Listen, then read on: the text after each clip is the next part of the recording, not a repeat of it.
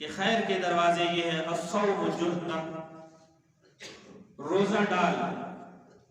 والصدقۃ تطفئ الخطیئۃ کما یطفئ الماء النار، صدقہ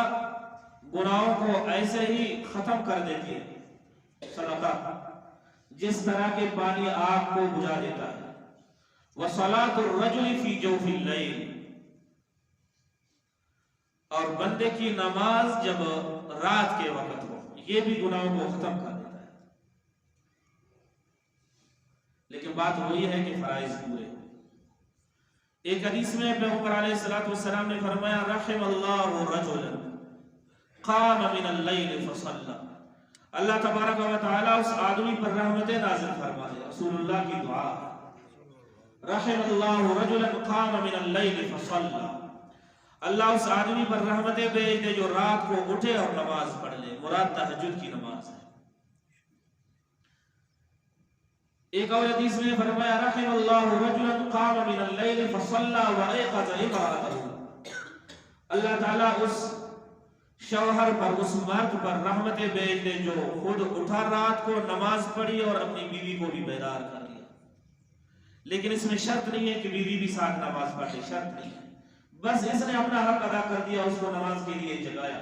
بیدار ہونا، اس کے بعد نماز پڑھنا نہ پڑھنا، اس مرد کے ثواب میں کوئی کمی نہیں آئی۔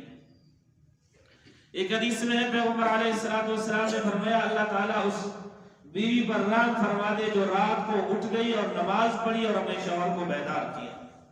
اور اس میں بھی شوہر کے لیے نماز پڑھنا نہ پڑھنا شرط نہیں ہے، بیوی کے اجر و ثواب میں کوئی کمی نہیں آئی۔